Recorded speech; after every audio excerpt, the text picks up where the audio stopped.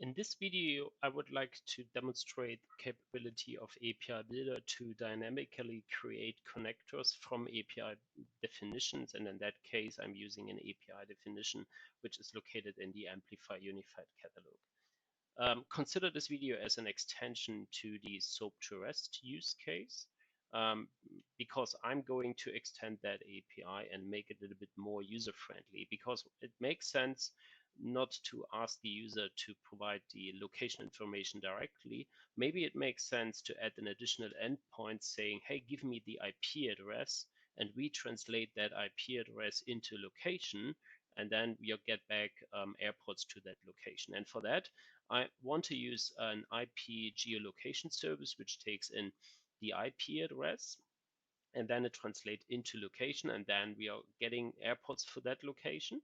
And in order to do that, I'm using a connector which is automatically generated based on an entry in the unified catalog. So let's see how that works. This is my API Builder project as it was as I left the SOAP to REST demo, where we have that endpoint latitude, longitude, and radius. And now I went back to my stoplight design editor, and I have added a new endpoint which takes in the IP address and again the radius information. And for that IP location, now I expect to get back the number of endpoints. To take that over, the process is a little bit different. First of all, I would like to mention that I have taken over the endpoint as it was in my API Builder project, as I have added a flow to it. So that means I have taken that Swagger definition and modified in stoplight because it contains interesting entries pointing to the flow which is attached to an endpoint. And so this is what I have done. And then I have added a new endpoint, and now I can take over that API definition back to API Builder and just override what I have actually in API Builder. And when I reload my API Builder project, I should see two endpoints when I have restarted my API Builder project, npm start. I should see two endpoints, one still pointing to the flow we have, and the other one, which is the new endpoint, not yet having a flow. So, but we need a flow. That's why I'm going to create a flow, and I don't want to start from scratch. I would like to use the existing flow as a template, and for that, I'm just adding a dummy method just to get the valid name of the flow. I save that thing because before I'm doing that, that flow directory only contains the flow which is used by the first endpoint. And when I have saved it, the flow is restarted, and now I'm getting two different flow endpoints. And what I would like to do is to take the flow definition from the first endpoint into the second endpoint, save that thing, restart the API Builder project, and then we can reload that API definition. And now you should see, or we should see, the same flow as we have for the first flow. Okay, and obviously you can also change the name of the flow and that kind of stuff, which I haven't done yet. Okay, now what should do? I need to talk to that IP geolocation service, and I could do that also with that REST connector here and then orchestrate the REST call in the way I need. But API Builder provides a much more convenient way to do that by creating automatically connectors out of API definitions. And for that, I would like to use the AMPLIFY Unified catalog, which gives me access to all the APIs my organization has already registered. That APIs might come from anywhere, internal, external, doesn't matter. And there is an API definition, which is called IP API, and this is the service I would like to use, and I would like to have a connector in my API Builder project. And to get a connector for that, I'm using the command line interface of API Builder or of AMPLIFY. First, what I have done, I have installed the AMPLIFY command line interface itself. Then I have added a plugin for the command line interface for the API Builder. I have already logged into AMPLIFY Central, and this is what I would like to do. I would like to get the catalog for my API Builder project. And instead of initializing a new project out of that, I would like to step in to my existing, oh sorry, wrong window. I would like to step in my existing window and would say get catalog. Give me the entries for the catalog I have access to. Now the command line interface is fetching all available entries.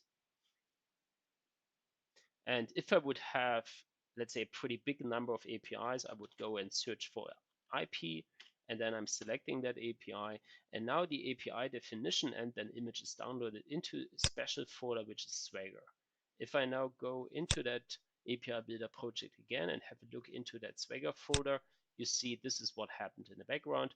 It has downloaded the API definition into that API Builder project, and API Builder itself is doing the rest. When I'm restarting my API Builder project and reload the flow, at the moment there's only one connector, that generic one, and when I reload it, then there's a new one which I can use as part of my flow.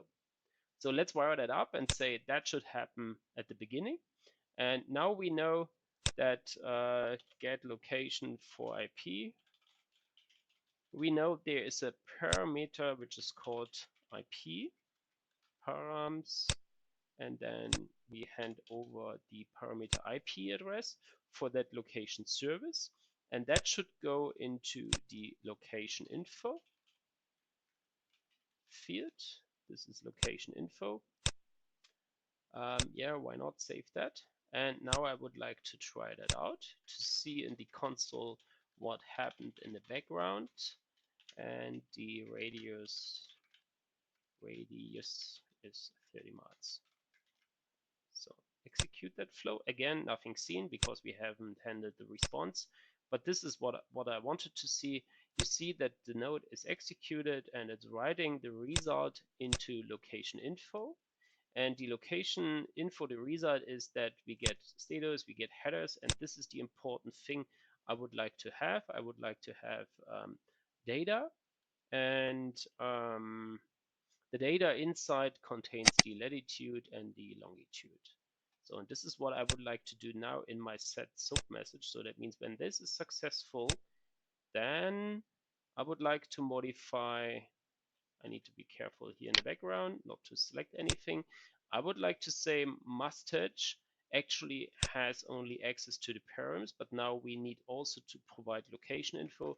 That's why we provide the whole context. And now I'm editing my mustache. First, the radius now still comes from params, but now it is a child of that data field. And we have the data, which is in location info, longitude, and this is the latitude information. Okay, and try it out. Execute that flow.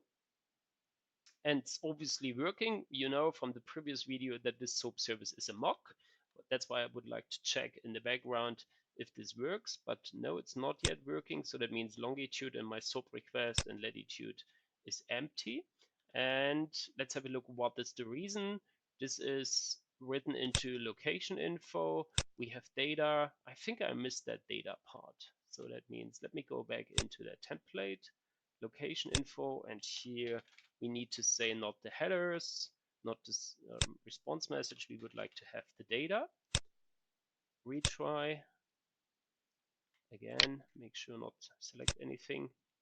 And now let's have a look here. Now the longitude is filled from the dynamically resolved field, and this is the latitude, and the radius is also coming from that IP address.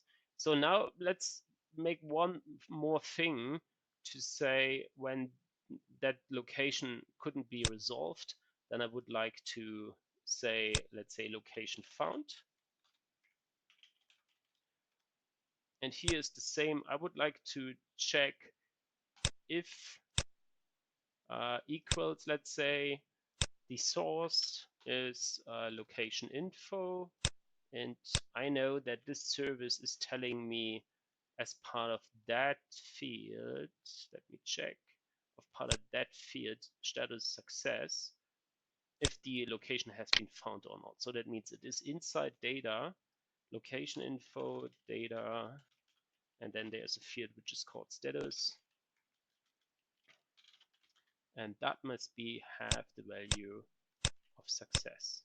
So that means let me rewire that by get the location info. Is location found? Yes, it is found. And then I'm saying another HTTP response, which is 404 location not found, like that. I think, yeah, location not found. And the response number should be 404. And then I can say here, I would like to have a string, something like that, or can I also say an object? Let's say location not found, or error, yeah, something like that. Error location not found. Let's say it like that. Okay, and that should be returned if the location is not found. So that means location found, no, location not found, and then this one is returned with a 404. That's the idea. So that means this is still working. And if I give, let's say, a totally stupid IP or something not very useful, then it's saying location not found. Okay, and let's save that filter or save that policy. Try it from over here by reloading that screen as well. And now check the other endpoint and saying this is my IP address, 888, and the radius should be 20 more miles. It doesn't matter, but it's working. And this one here is not working. Location not found, 404. Perfect. Okay. Thanks for watching. I hope that was useful to, let's say, create, let's say, showcase API Builder use cases, and hopefully more to come.